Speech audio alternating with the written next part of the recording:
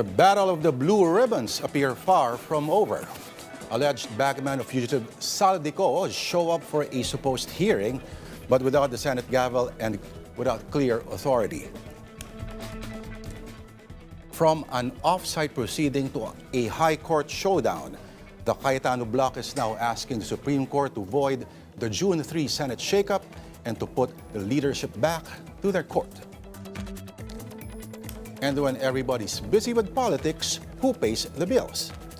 Former Finance Undersecretary Shelo Magno joins us live to weigh in on the economic cost of all this political chaos. Good evening, you're watching Political Beat. I am Lourdes De Vera.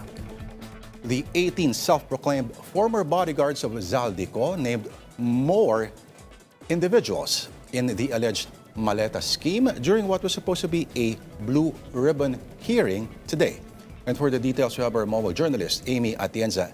Amy, first off, why did the supposed blue ribbon hearing end up as a simple press conference? Yes, Lord, kanina nga inaasahan kasi na magkakaroon nga ng Blue Ribbon Committee hearing dito mismo sa Mandaluyong City kasama yung mga miyembro ng sinasabing Cayetano bloc ng Senado. Noong umaga, nakita natin si Senator Amy Marcos pero agad din siyang nawala dito mismo sa area At ang nasabi nga, itong pagdinig na ito ay eventually naging press conference dahil walang mga senador na pumunta dito at nagpakita para nga ma-formalize yung pagsisimula nitong hearing kasama yung 18 former bodyguards ni former Ako Bicol Party List Representative Zaldico. At yun nga, naging press conference na lang yun para mas maisiwalat pa at magkaroon na ng more names na inilapag nitong bodyguards nga na sinasabi. At yun nga, nabanggit na nga rin dito yung ilan pa sa mga nasasangkot doon sa flood control scandal at isyu ng korupsyon dito sa ating bansa, Lord. May mga dinagdag daw na pangalan ng mga senador at may mga nagsususpecha kasi na ito yung mga pangalan na bumaligtad na rin ng kanilang kumbaga allegiance doon sa mga bloc sa Senado. Kanina nga kasi, Lord, nung nagsimula din itong parang discussion na rin ng former bodyguards, pati na rin kasama natin si Attorney Levito Baligod, pati na rin si former Congressman Mike Defensor dito doon sa nangyaring press conference. Nasabi nga yung pangalan ni Senator Cheese Escudero kung saan daw doon sa New Manila sa bahay ni former Escudero, ni Senator Escudero, doon daw na ibigay yung cash deliveries. Meron din dito na sabi yung pangalan ni Senator Kiko Pangilinan kung saan parang associated itong si Senator Pangilinan doon sa Misibis Aviation and Development Corporation na link kay former Representative Zaldico. At nabanggit din dito si COMELEC Chairman George Garcia kung saan kanina nung tinutukan din natin yung programa ng Sa Totoo Lang ay doon na niya mariing itinanggi na hindi nga siya sangkot dito dahil pag-explanasyon niya dito, hindi naman daw siya contractor at dito nga siya bilang miyembro at bilang chairperson ng Commission on Elections. At 23 years na daw siya sa serbisyo kaya imposible daw na ganun yung mangyari at nagiba din daw kasi yung narrative kasi before nakalista siya bilang isa sa mga nakatanggap ng maleta pero ngayon ang sinasabi kasi ng former bodyguards dito ay nasa isang hand carry baggage na lang yung ibinigay kay COMELEC Chair Garcia na naglalaman ng 10 million pesos. Bukod pa dyan, nabanggit din si Nicolas Torre III pati na rin si Mon Tulfo bilang mga bagong pangalan nga na nailapag nitong former bodyguards sa Blue Ribbon Committee press conference. Meron bang nagtanong kung bakit hindi na isiwalat itong mga pangalan na ito noon pa lamang, nung una silang nagpa-press conference? Or meron din ba silang mga pinakita ng mga ebidensya? Doon sa evidence, Lord, wala pa tayong nakukuha talaga na ebidensya, kundi doon lang sa mga larawan, pati na rin doon sa videos na na-flash nila sa screen kung saan nga ipinapakita nila at mas binibigyan nila ng konteksto kung ano nga ba yung meron doon sa mga luggage na naipapakita doon sa mga pictures na naka-flash nga dito mismo sa events place.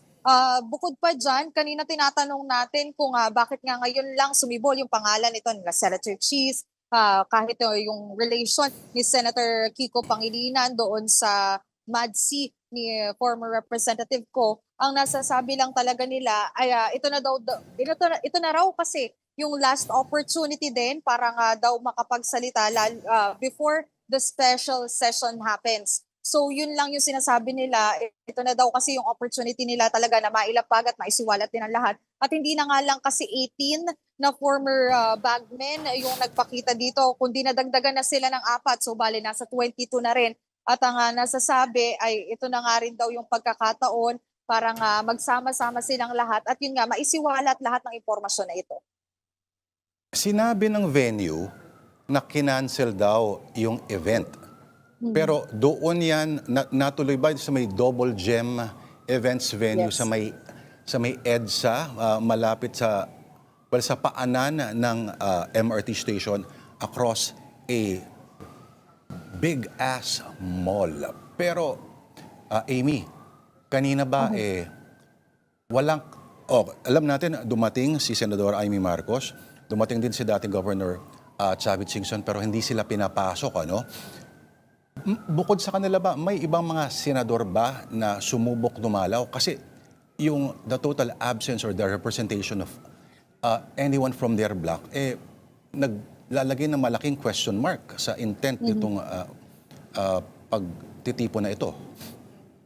Yes, Lord. Actually, kanina, nung dumating tayo dito at around 11 in the morning, ay hindi nga talaga nagpapapasok. Pero nandito noon si Senator Amy Marcos para nga sa pagdinig. Though nakita rin natin yung post online nitong Double Gem Events Place dito sa Mandaluyong City, kung saan sinasabi na sila nga mismo ay hindi na nga tinutuloy itong Blue Ribbon Committee hearing. Pero a few minutes later, no, or parang half an hour later, ay na-delete din talaga yung post. So, nagstay tayo dito para nga makita kung ano nga ba yung mangyayari dahil expected nga din na may pagpatuloy pa, lalo na dahil deleted na yung post ng events place. At around 1 p.m. doon pa lang nakapasok yung mga ilang miyembro no, ng media, maging yung mga vloggers na papunta dito sa loob mismo ng area para nga sa pagdadausan itong press conference ng Blue Ribbon Committee hearing. At yun na nga, ang nasabi kasi ay nakapasok din dito si Senator Robin Padilla, though wala tayong nakitang signs of him nung nagkakaroon na rin ng press conference dito kasama yung bodyguards, pati na rin sila former congressman na defensor. Nakita rin natin dito at eventually pinapasok naman si Chavit Singson, nakaupo siya dun sa may entrance area kanina bago magsimula yung hearing. Pero nung kalagitnaan, hinahanap natin siya, eventually nawala din siya at lumabas, hindi natin napansin kung anong oras at kung kailan talaga lumabas ng press conference or nitong events place area. Pero so far, yun yung nakuha nating mga impormasyon na si Senator Amy Marcos, si Senator Robin Padilla, pati na rin si Chavit Singson, sila yung mga personalities na nagpakita talaga dito mismo sa events place in the hopes of having this Blue Ribbon Committee hearing. Pinapasok rin pala sila. Ibig mo sabihin, Amy? Okay. Yes. Oo. Kanina, napakaraming tao dyan, at binablock nila yung ilang lanes ng EDSA. Ang sitwasyon ba, humupa na rin ba o mas malaya na ba yung daloy ng trapiko ngayon? Yes, kanina at around 12:45 noon, ay medyo kaunti na rin talaga yung mga tao. Tapos ang assumption kasi, ang sinasabi din sa atin, nung ilang mga miyembro nga nitong mga grupo na pumunta nga dito ay kakain lang daw sila. At nakita natin within the vicinity of this area no, na sa labas ng events place at maging dito sa loob ng area kung saan nga nagkaroon ng press conference, napakarami tao. Pero doon sa labas, kanina nung binisita natin at around 4 in the afternoon, ay okay na naman yung naging daloy ng trapiko. Mas naging maluwag na rin yung seguridad dito. Marami na rin pwedeng pumasok. Though dahil nga din sa limited capacity ay hanggang doon na lang sa mismong labas kasi medyo may garahe pa to bago makapasok dito mismo sa kinatatayuan kong events area. So yun yung naging case naman para nga doon sa mga grupo at narinig na rin natin yung panawagan nila. Nung tinanong natin sila, bakit nga ba sila nagsistay? Sabi nila, gusto lang daw nilang maipagpatuloy nga itong Blue Ribbon Committee hearing, pati na rin masiwalat kung ano nga ba yun ang nangyari doon sa flood control scandal. Napakaraming supporters ng Duterte family kanina at makikita mo sa kanilang mga sticker sa motor, sa kanilang mga kasuotan. Pero ano ba ang sunod na hakbang nila? Meron na bang sinabi, Amy? Yes, nakita na din natin dito actually, Lord, nung naghihintay pa sila bago papasukin, nagcha-chant na rin talaga sila ng Duterte. Ang isa pa kasi sa mga sinasabi nila dito ay dapat na nga rin daw talagang maituloy yung flood control hearing. So in case lang daw na i-invite din sila under the a new leadership, no, if possible lang, ay dadalo naman daw itong 18 itong former bodyguards at kahit sino daw maging chairperson ng Blue Ribbon Committee hearing, ng Blue Ribbon Committee sa Senado, ay pupunta naman daw sila as long as invited sila. At yun nga, yun yung mga next steps forward pa na inaasahan nila. Siyempre, narinig din natin, no, dahil ng mga Duterte supporters ito, ang dapat daw muna itong unahin bago nga daw yung impeachment ni Vice President Sara Duterte. Alright. Maraming salamat, Amy Atienza, reporting to us live from Mandaluyong. More stories when Political Beat returns.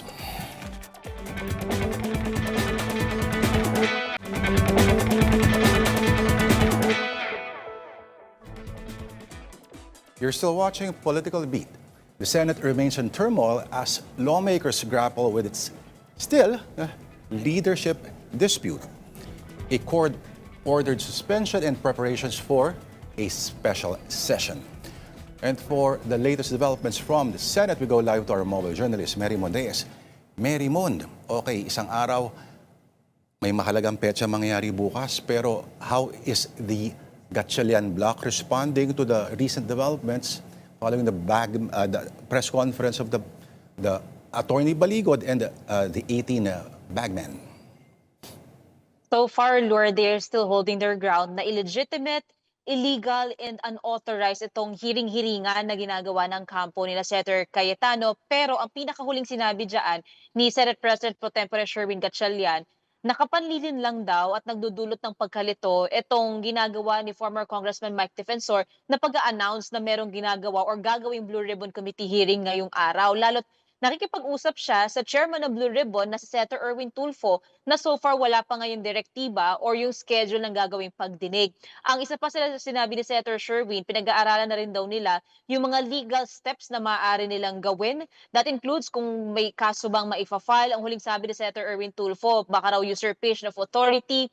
Titignan din daw nila kung pati ba yung ibang personalities involved, senators man yan or kung sino man, lahat daw yan ay pinag-aaralan nila as of now. Pero for tomorrow, sa special session, all systems go sila. And ngayon may comprehensive na SSI, security, survey, and inspection na nagsisiguro na magiging maayos at hindi magkakagulo ang loob at labas ng Senado for the special session tomorrow. And as long as hindi pa talaga natatanggal itong possible security threat na patuloy na binavalidate ng law enforcement agencies. Lord. Gaano katotoo? May umiikot ba dyan na mga bali-balita na may dalawa pa rong pangalan?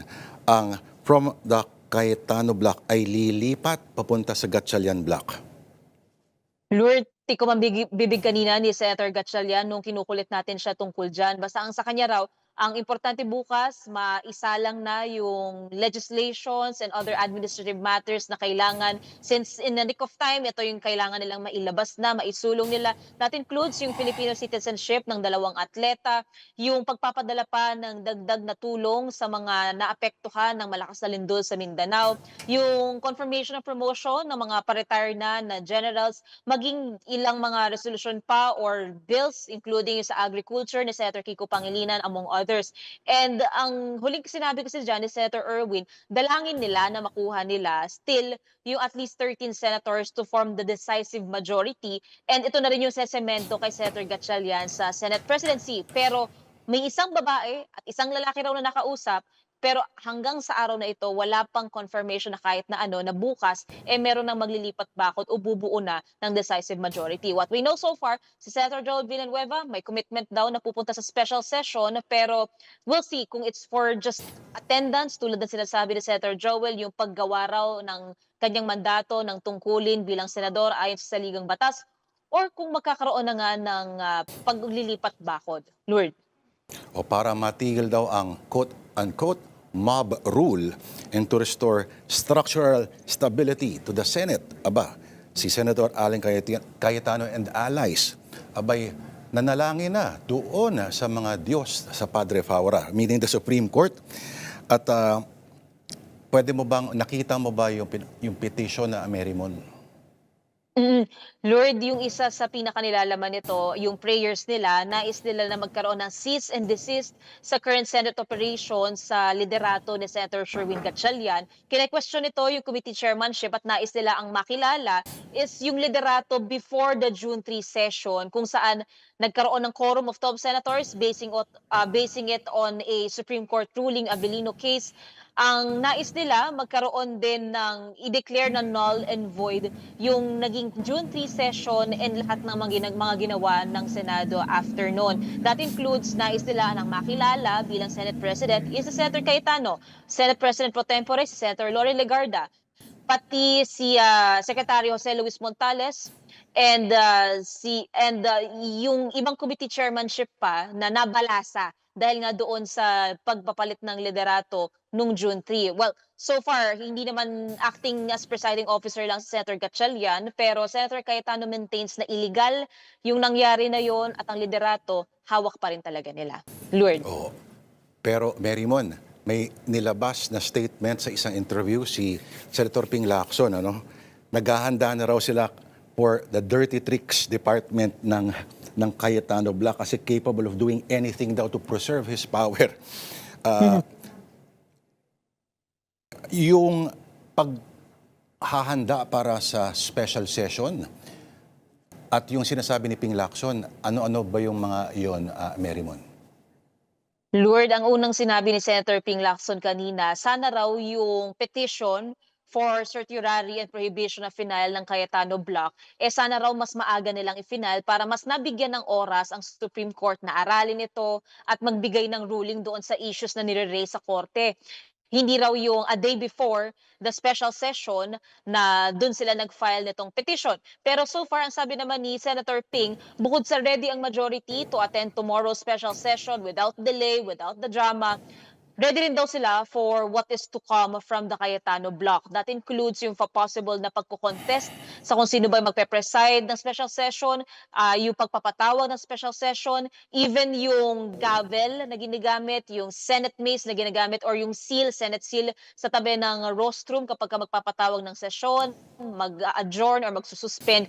Lahat ng mga yan, ready naman na raw ang majority. Pero so far, sabi rin ni Senator Gatchalian, kung sakaling hindi magpunta bukas ang senators from the minority bloc, may quorum pa rin naman daw sila of 12 senators. Kung idadagdag doon si Senator Joel Villanueva, so that makes him 13, all the more na makakapag-convince sila into plenary. Pero nagsulat naman na raw itong si Senator Gatchalian na hinihikayat at inaanyayahan lahat ng senador both from the minority and majority bloc na pumunta sa special session bukas. Pero what we know so far, sa case si Senator Mark Villar, kasi hinanap natin siya doon sa petition, wala siya doon. Ang sabi ng opisina ni Senator Mark, nasa ibang bansa raw ang senador due to personal reasons. Pero sa pagtatanong natin kung pupunta ba bukas itong senador, wala pa tayong info so far, wala pang kasagutan. Sa side din ni Senator Joel Villanueva, wala rin yung pangalan niya as petitioner doon sa final ng kampo ni na Senator Cayetano. So far, wala rin pang bagong komento. Lord. Kumbaga sa usapan ng mga tambay, yan by phrase na dapat gamitan ng alam na. Pero Merimon, may binabalak ba na legal na aksyon si Senate President Pro Tempore Win Gatchalian laban dito sa mga dating bodyguard ni Zaldico at si Atty. Baligod? So far, Lord, wala pang specifically targeted kanila Attorney Levy dito sa 18 or maybe more kasi sinasabi may 14 pang additional, may 7 pang additional dito sa Bagmen. Pero ang sinasabi, pinag-aaralan daw nila ngayon yung legal steps na maaaring gawin. And ang huli nga nasabi ni Senator Erwin Tulfo, kung sakali man usurpation of authority, isang tinitignan. Yung isang tinitignan din is yung paggamit kasi ng dating kongresistang si Defensor ng title ng Senado para raw mapaniwala ang publiko na official yung announcement nila sa supposed Blue Ribbon Committee hearing today. Pero so far that's as the most na nakuha natin sa legal steps na kanilang pinag-aaralan today. Lord. Okay, speaking of legal stuff, ano mangyayari kapag hindi umattend ng sesyon bukas si Senator Alan Peter Cayetano at ano ang epekto sa pagkakasuspindi for 90 days naman ni Senator Jinggoy Estrada?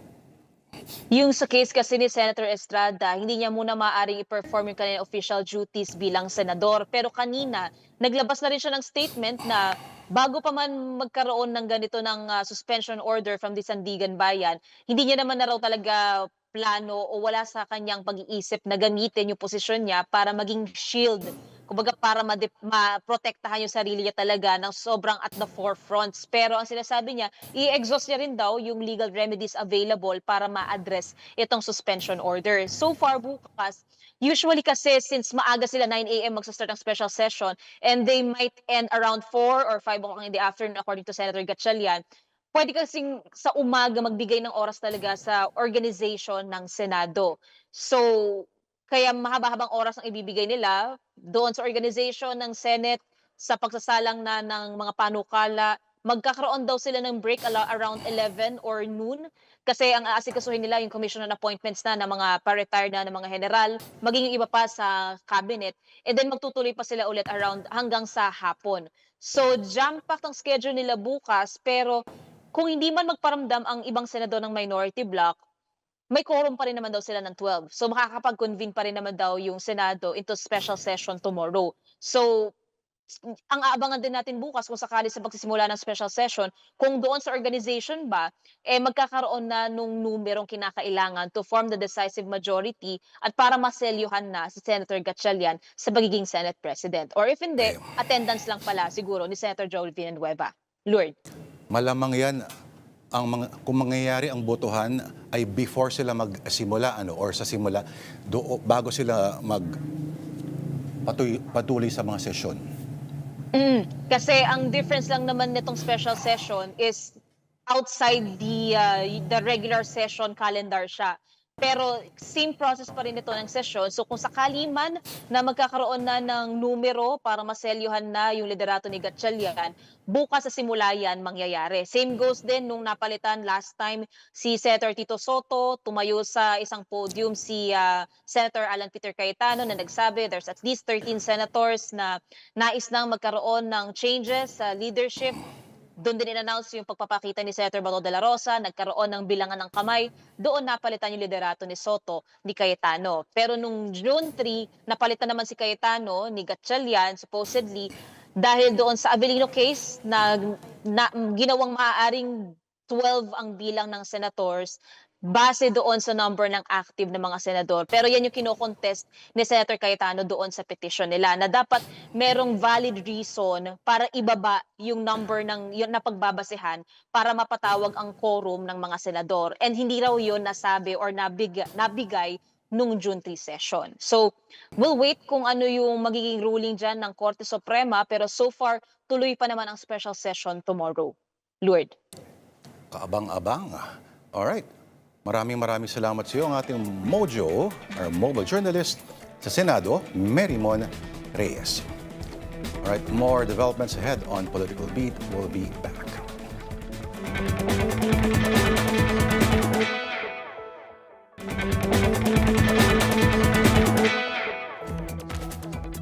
And you're still watching Political Beat. While drama continues to dominate our politics, the headlines, economists warn that the bigger concerns for Filipinos may be getting less and less attention.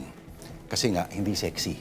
A recent World Bank report shows poverty expected to decline in the coming years, but the country remains off track from its goal of reducing poverty to single-digit levels by the end of the decade. Joining us now to discuss the economic cost of political uncertainty is former Finance Undersecretary, professor at the UP School of Economics, musician, also dubbed the silent assassin who once warned on her popular podcast, Tax ng Ina Nyo, Bantayan Nyo, Professor Shelo Magno. Good evening, Lord, and good evening po sa lahat ng tagapakinig ng inyong show. Batiin din natin si Atty. Dan na walang kasama ngayon. Yes, nag-vlog ngayon mag-isa. Nag-vlog mag-isa. Alright.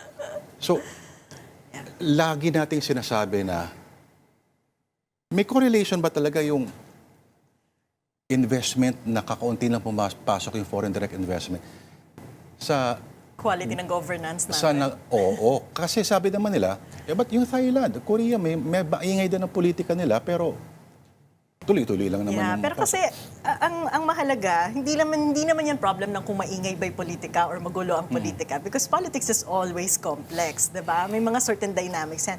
Pero ang question kasi is yung politics mo ba ay nagwo-work para palakasin ang transparency, accountability, yung mga proseso, yung mga sistema sa isang bansa. Like for example sa atin, no?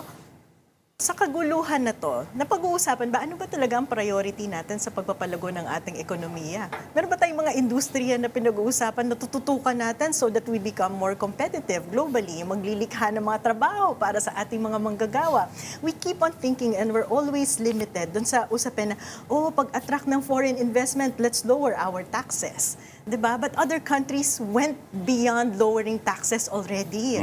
Governments invest in industries, they invest in their people, they invest in technologies.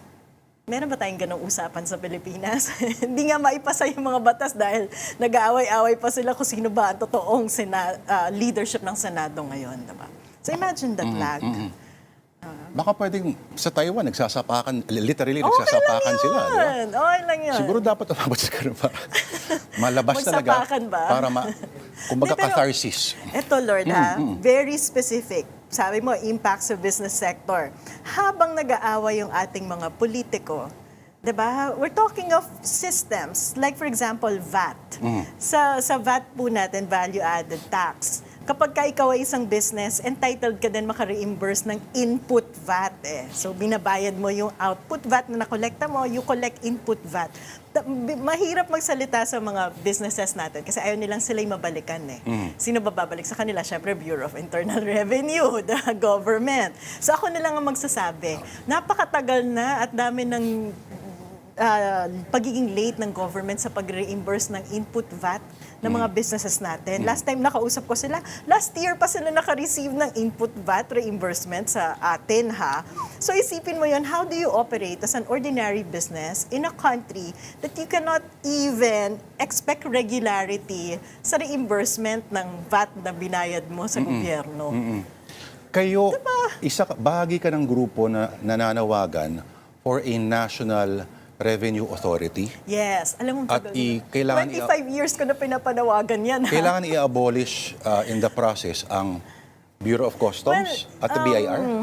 The idea is to revamp the whole system. Kasi yung current structure design ng BIR and Customs are not enough to incentivize and get the right people to run the agency. You need the best minds, you need the best people. The agency has to be data-driven. Alam mo, kakagraduate ko pa lang ng masteral degree ko at yan yung paper ko yung how do you really reform yung Bureau of Internal Revenue. Hanggang ngayon, pag yan pa rin ang pinag-uusapan, they can't even hire mga data miners because of the... Kahit yung sa competence lang sa numbers, hindi nila nakukuha? Yes, hindi sila makahire ng mga tao na dapat na human capital complement nila to run the agency. And at this time, di ba dapat data-driven na lahat ang pagpapatakbo ng isang institution like the BIR. Yung pangalawa pa, ito Wait, sorry. Prof, so wala pa tayo sa usapin ng yung moral... hindi pa corruption wala pa yun. pinag-uusapan natin dito. Yung, oh my technical God. capacity pa lang. I mean, Wow. look at the database of the BIR sa total population ng Pilipinas, ilang percentage pa lang ang nakaregister sa kanila as taxpayers. Isn't that a measure of how BIR is performing as an agency? And then the question also is, if you look at an internal revenue, it's really not just about the total amount of taxes na nakokolekta nila, which is actually a wrong metrics. Kasi pagka ganyan ang thinking ng BIR mo, anong mangyayari? Ang tendency, iharas mo ang mga enterprise mo, Yung mga kaya mo iharas. Yes, yung mga kaya mong iharas. But at the same time, di ba dapat tinatanong din natin sila dahil ang direksyon dapat ng tax policy ng isang government ay hindi lamang para magpiga ng mga tax ng mga tao, kung hindi dapat nai-incentivize din nila na lumalago itong mga enterprise natin mula sa pagiging small enterprise, nagiging medium, nagiging large. Meron ba tayong datos man lang na pinapakita na yung mga enterprise natin ay nakapag-transition mula sa pagiging small papuntang large? Meron. Baka naman nagsara na lahat. Si Enrique Razon, from billionaire ay trillionaire Trillionaire na. Oo, so may transition naman. Ilan sa kanila yung may ganyang kwento?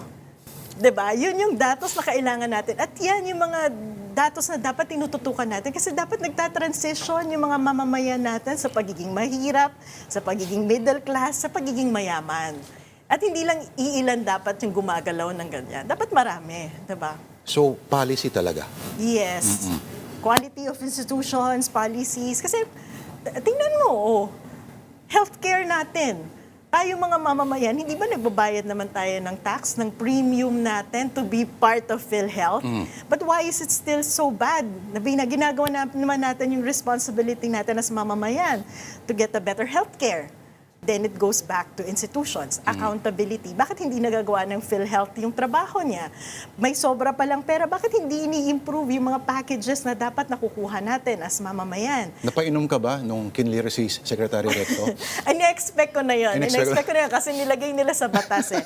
But you know, what is sad is institution, politics, government. Kasi tayo mga mamamayan, ginawa natin yung part natin to pay the premium para patakbuhin ng PhilHealth. The other story, gobyerno ang hindi nagbabayad ng counterpart niya sa PhilHealth para makuha natin what we should be getting from PhilHealth. So sino ang nag-fail doon sa healthcare system? It's not us, it's not the taxpayer, it's the government. Pahirapan pa. Ang lungkot ng kwento, Pag sa diba? coverage, pahirapan pa talaga. Alam mo, Lord, yan talaga yung classic eh. The story of PhilHealth. Kasi ang pangako ng PhilHealth, lahat ng mga Pilipino, dapat wala ng problema sa healthcare. Yung mga Pilipino na kayang magbayad ng tax, ng premium ng healthcare, pasok, 'di ba? Tapos lahat ng mga mamamayan na hindi kayang magbayad ng premium nila ng tax, gobyerno yung magbabayad. In-implement natin, lahat enrolled. Pero sino lang ang nagbabayad? Ang nagbabayad lang, yung mamamayan. Yung gobyerno, kinukuhanan pa ng pera yung PhilHealth. So paano yan mag-work? Tapos proud pa Diba? sila na may natipid sila. Oo. So sino yung hindi tumupad sa kontrata, sa usapan na dapat magbabayad, popondohan ng isang universal health insurance? Gobyerno. Interesting na binringing up pa yung topic na yan. Ano? Kasi may kinalaman din dito, sabi ng World Bank, yung isa raw sa mga pinakamalaking barriers to those sa emerging middle class segment not moving to the secure middle class ay yung lack of high quality jobs. At may kinalaman dito healthcare kasi they're just Yes. one sickness away From poverty. from poverty. Yeah. Ako nga UP professor, diba? I'm one sickness away from poverty kasi nga hindi nagpo-function maayos yung ating health insurance system. Diba? Magkasakit ka lang, ang dami ng gastusin na kailangan mong ipaglaan. Yung savings natin, minsan nag-iipon tayo, not because pinaghahandaan natin yung retirement natin sa Pilipinas. Nagkakaroon ka ng savings, pinaghahandaan mo yung pagkakasakit. Andiyan naman yung Tapos pag infirmary, nagkasakit- Buti nga, nag-upgrade na yun. Oo, at least, Uy, diba? marami na kaming libreng healthcare na nakukuha sa infirmary. In fairness. In fairness, At marami na rin namang improvement sa PhilHealth. But it's still not the universal healthcare that you're expecting. Ngayon pa lang, siglang masigla at mainit na mainit ang usapan sa social media. Dito sa isang member ng PhilHealth, 25 years nagbabayad ng premium, tapos na ospital, less than 24 hours na ospital, Diba? sumakabilang buhay, ayaw bayaran ng PhilHealth yung gastos kasi less than 20. Ano ba namang klaseng insurance yan? Diba? Kailangan pa natin umabot sa punto na magkaroon ng ganitong crisis, issue, bago pagtuunan ng pasyente. Paano ito ayusin? So may policy na tayo. Meron tayong In policy. theory. Ano pa to? Yung application na lang? Dapat libre.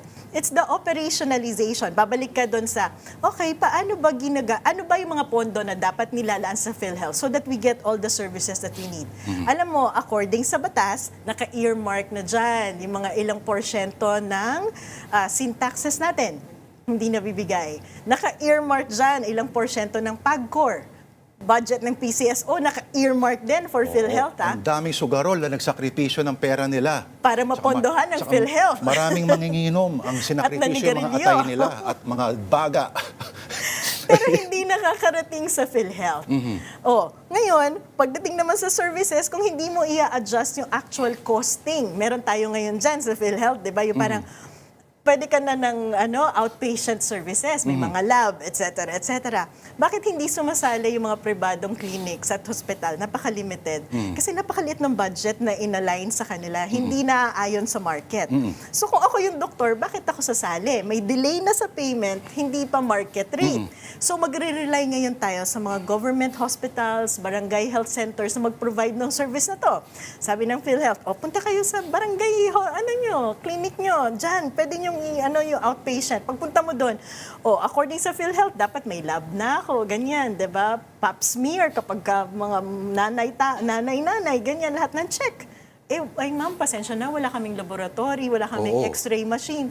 So, on paper, nandyan lahat ng serbisyo, in reality, you don't really get it. So yung mga test, mas mahal pa sa actual consultation minsan, di ba? Exactly. And then, problem with reimbursement, gaano katagal ng turnaround. So, na-discourage yung healthcare system natin, the private part of the healthcare system to actively participate. And then you look at human capital.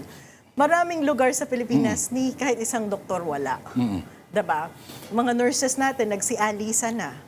Pero bakit proud ang gobyerno natin na pinagmamalaki nila na from March to April ay bumaba yung unemployment? Hindi naman gano'ng kalaki, no? From 5.8 to 4.7% daw. Oo, pero tumaas ang underemployment. Diba? Pero, okay.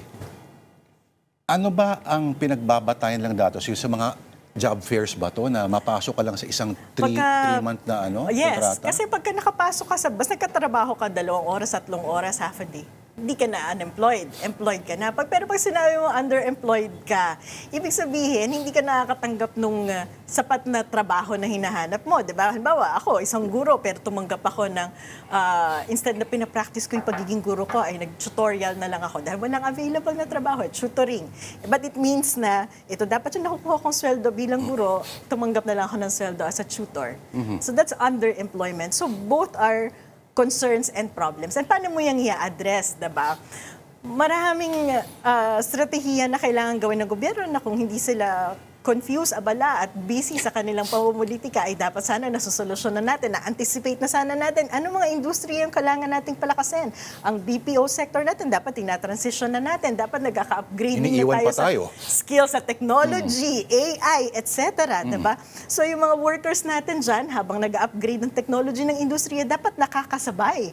But how do you do that? You don't expect people to actually spend for themselves. Kasi nga, sweldo mo pa lang, hindi na sapat para tustusan yung pangangailangan mo. So government should invest sa mga mamamayan natin to help them upgrade their skills so that pwede tayong makasabay sa industriya, pwede makasabay sa pag-high-tech ng mga trabaho, pwede makasabay sa pagtaas ng sweldo sana, yung opportunity to build capacity. Pero again, busy Fundamentally, maltuition ba problema natin? Kung masyado malaking populasyon natin para sa resources natin? Actually, population growth should be an asset Kasi ibig sabihin, lumalaki yung human capital mo. Pero pag lumalaki ang human capital mo, ibig sabihin, ito yung productive years ng mga tao na masisipag, dapat malaki yung contribution sa economy. Pero kapag lumalaki ang populasyon mo, dapat sinasabayan yan ng gobyerno ng human capital investment. Ano bang human capital investment? Edukasyon at kalusugan. So kung wala tayong investment na matino sa edukasyon, kalusugan, ang edukasyon, we're not just talking of primary, secondary, and tertiary, Kasama yan yung continuous upgrading of skills kahit nagtatrabaho ka na. Kasi nga, nagbabago teknolohiya, nagbabago ang nature ng industry. Kung hindi matindi ang paggastos at pagtutok ng gobyerno sa sektor na yan, then you have a population na lumalaki pero hindi ganon kalaki yung nagiging contribution sa productivity ng bansa. Okay, hindi naman flashy, no? Pero respectable GDP numbers, sinasabi nila. Medyo pinagmamalaki ng gobyerno natin yan. Pero ano yung mga what are ordinary Filipinos missing? Kung baga na-experience sila at ano yung isang indicator that deserves more attention than GDP or what not? Kasi alam alam mo, habang tayo naman ay patuloy na namumuhay araw-araw, bumibili ng mga goods, sumasakay sa mga sasakyan at pumapasok sa trabaho, lalaki naman talaga yung economy mo. May patuloy na growth na mangyayari dyan. But there has to be an active role on the part of the government. Kung talagang siseryosohin natin at gusto nating bumulusok yung paglago ng ekonomiya natin, hindi siya pwedeng business as usual lang eh. Tsaka parang, okay lang, kung tuloy-tuloy lang yung buhay natin araw-araw. What am I saying? For example, Vietnam. Di ba parang namangha tayo, lahat ng technology companies na pinangarap natin na, sana sa Pilipinas sila lumipat, pumunta sila sa Vietnam. Ang growth ng Vietnam ngayon, napakalaki na. Alam mo kung anong ginawa nila? Number one, they invested in technology. Pumasok yung mga big-time multinational high-tech companies sa kanila because they also invested in their domestic companies. Nag-invest sila so that yung capacity ng domestic technology industry nila minamatch yung international. Hindi lang sapat na nakakabasa at nakakasulat yung mga tao nila. Dahil sa sektor na kung saan gustong magkaroon ng significant economic growth, dapat ang human capital mo, yung mga tao mo, overqualified. Sa Pilipinas, grade 10 natin, di marunong magbasa. So wala pa tayo dun sa overqualified level, diba? And then pangatlo, dapat minamaximize natin kung ano yung mga potential resources natin na magsusulong ng economic growth. Favorite sector ko to, and siguro sa mga mas may kilala sa akin at saka nakikinig sa akin, lagi ko kasi binabanggit ang mining as an example. Hello. You know why? Globally, we're one of the richest countries with respect to minerals. 2012, Indonesia already started thinking, paano namin mamamaximize yung minerals namin? Ha? So ngayon, ang mineral production ng Indonesia nakalink na sa manufacturing nila. Meron na silang battery, solar panel, etc. etc. Tayo, kopyahin na lang natin yung Indonesia, hindi pa natin magawa. Kasi tayo, anong in-export natin pagdating sa minerals? Lupa. As in, literal lupa. Kung ano mo yung lupa, lagay mo sa barge, padala mo sa China. Buhangin, yung ganyan, di ba? Mga black sand. Tapos papadala mo sa China. Hindi natin siya malink kung paano natin i-maximize ang ating manufacturing sector. And all we have to do is just copy Indonesia. Anong reason kung bakit? Bakit ganyan? At hindi natin na-maximize ang resources natin sa kabila ng katotohanan na second biggest producer tayo ng nickel in the world. Ganun bakit? Ba? Nickel, ah? Oo, nickel. Tanong mo kung bakit. Bakit? Sino may-ari ng mga mining sa Pilipinas? Mga politiko. So kung magpapasa sila ng batas, ano yung mga mas magiging kapakipakinabang?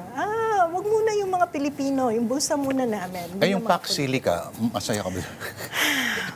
Alam niyo, masarap pakinggan investment ng US coming to the Philippines. Sabi ko nga sa business sector, few weeks ago, nagsalita ako sa kanila, pag-aralan niyo itong mabuti and how this will benefit our local industry. Dahil connected yan sa mining. Sabi ko, 90% of our minerals exported. Saan yan pumupunta? Sa China. The combination of the minerals produced sa Indonesia and sa China, sa Indonesia and the Philippines, ito yung top 2 nickel producers sa buong mundo. Yung production natin napupunta sa China, and because of that, we made China a major controller of processed nickel in the world. Kapag China ang major controller ng processed minerals, ang laki ng impact niyan sa pagpa-play nila sa manufacturing, semiconductor, etc. So ano mangyayari? Maiinggit ang US, maiinggit ang Europe. Kaya sila pupunta dito Kailangan makasawsaw din sila doon sa minerals natin. And you can look at this as an opportunity again. How do we design? How do we maximize our resources? Or magpapauto na naman ba tayo? Bigay natin sa kanila yung resources natin habang tayo dito nga nagsasuffer sa mga environmental social impact without guaranteeing any economic benefit for our country. So, hindi ka sinasabing masama, hindi ka sinasabing mabuti. We have to be very aware of what our interests are as a nation and make sure that we benefit from all these agreements that we are entering into. Diba? Ang tanong mo dyan, ano bang interes ang kinakatawan ng mga politiko? Personal na interest nila o interest ng taong bayan? Tsaka kung ginagaya nila, yung sa Pax Romana, ang bottom line na message dito ay payapa ang Roman Empire kasi talagang inopress silang lahat yung mga sinakop nila. Diba? Kaya payapa. Yes. Pero, okay, ano ang isang economic decision na politically popular pero economically harmful? At agree ka ba dito sa sinasabi ng isang professor na Pinoy na base sa US University na kapag ang susunod na tatakbo daw sa bilang presidente will keep harping on the anti-corruption platform, umasa kayo na hindi yun mananalo? You have to be able to translate kasi ano ba yung impact ng korupsyon sa pang-araw-araw na pamumuhay ng mga Pilipino. Because at the end of the day, kung pipili ng kandidato ang isang ordinaryong mamamayan, babalik yan sa ano bang para sa akin dito. And sometimes, pag pinag-usapan natin yung issue ng korupsyon, parang hindi natin yan nare-relate sa ano ba talaga yung impact nito sa pang-araw-araw natin pamuhay, except now, na mukhang tinulungan na tayo ng Diyos na i-remind sa atin, ano ba impact ng korupsyon? Ayan, babahain kayo kasi ninakaw yung mga flood control projects nyo. Mukhang no? yun pa nga, hindi pa tayo matututo dun. I don't think hindi absolute yung sinabi na kapag ka anti-corruption lang ang campaign nyo ay hindi na yan lulusot, hindi na yan papansinan ng mga Pilipino. But I think the narrative has to be clearer na kapag ka may korupsyon, this is how it translates. Wala tayong maayos na edukasyon, wala tayong maayos na healthcare system, babahain tayo tuwing may bagyo at kapag may earthquake, ang mga building natin hindi resilient, ginuguho tayo. Or, baka pinupunto niya na dapat itigil yan, mas mag-focus sa yung messaging ay yung pagtatayo ng industriya. Pero parang mas mahirap yata. Sabay kasi siya eh. Oo. Ang assumption mo doon, pwede mong palaguin ng industriya, pwede mong palaguin ng ekonomiya without really addressing poor and weak institutions. But strong institutions, minimizing corruptions are all prerequisite of growing the economy, attracting investment. Kasi at the end of the day, it's not taxes that really attracts investment, di ba? Parang, kung kayang ibaba sa 30%, 25% na isang bansa, kaya din naman ibaba ng iba eh. So, just focusing on incentives and taxes alone will not bring investment in the country, number one. Number two, importante na ini-establish mo yung ganong konsepto. Kasi sa ibang bansa, ang linaw ng na parang, utang na loob, binawasan yung mga sweldo namin. Ano yung nakukuha namin from this salary? Sa Pilipinas, baligtad yung tingin natin sa gobyerno kasi natin eh. Nandun pa rin yung patronage system na kapag binibigyan ako ng gobyerno, dapat nagpapasalamat ako kasi parang gift to sa akin, di ba? Na parang, buti nga, binigyan ka ng 5,000 ayuda ni congressman, di ba? Okay na yan, nakahati ka sa corruption. We should change those things. Kasi pag binigyan ka ng ayuda, that's not a gift from government. That's an entitlement that you should be getting as part of the social protection program. Yung mga ganong thinking ba? Ang laissez-faire na ekonomiya ba sa tingin mo ay dapat pa rin natin ituloy? Hindi. Kasi, a laissez-faire is a theoretical model, no? Many Kumbaga, buyers, many bahala sellers, kayo, gawin yung gusto, minimal government intervention, everything will work. We know that in reality, meron bang bansa na kung saan nag-exist ang minimal government? Wala naman, di ba? Sabi nila yung Reagan era economy daw.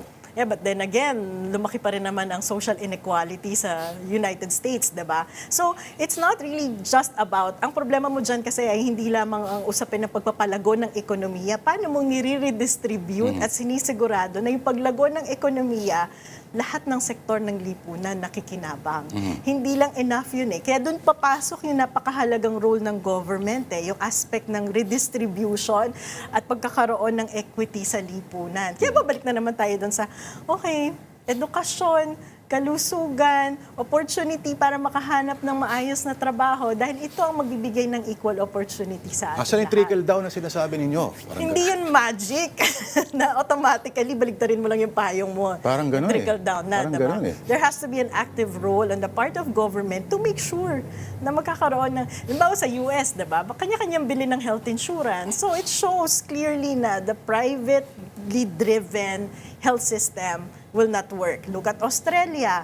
May universal health insurance. Hindi na mo problema yung mga tao kung magkakasakit sila. Cuba, may universal health insurance, may healthcare, may European countries. Pero baka ma-red tag ka na naman yan, Prof. Celo. Oo. Sino nagsabing hindi sexy ang economics? Mga ganito. In fact, ito mas malapit sa, literal, mas malapit sa bituka ng tao. Maraming salamat, ang dami ko natutuhan at dapat siguro mas magpatuloy pa. Puntahan po ninyo ang hanapin po ninyo ang podcast po ni Professor Shelo Magno. Thank you, Prof. At saka may isa akong request sa susunod na song, mag-collaborate na tayo. Pero Yes. kasi lahat ng team ng song ko, puro economics yan eh. Hindi mo iisipin na parang, napaka-academic naman to. But if you listen to it, economics lahat ng, ng team yan. Kaya yung Everything. susunod, kasali ka na. Everything is economics. Yes. Thank you. Professor you. Shelo Magno from the UP School of Economics. Thank you. Thank you.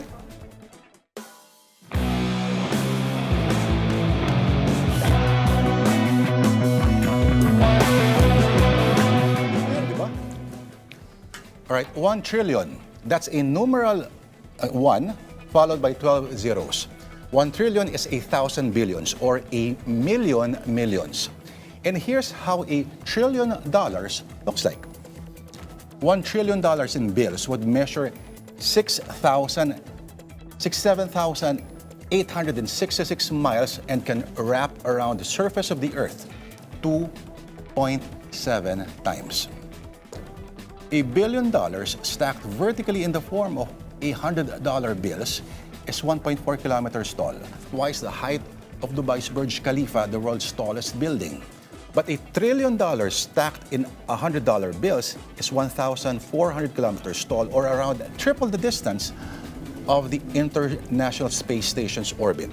1 trillion can buy 8,880 737 Boeing planes.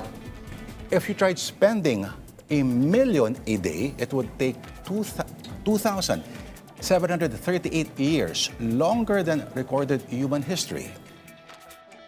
Meaning if you started, let's say, 713 BC or around the time of the founding of the Roman Empire, you will still be not finished today.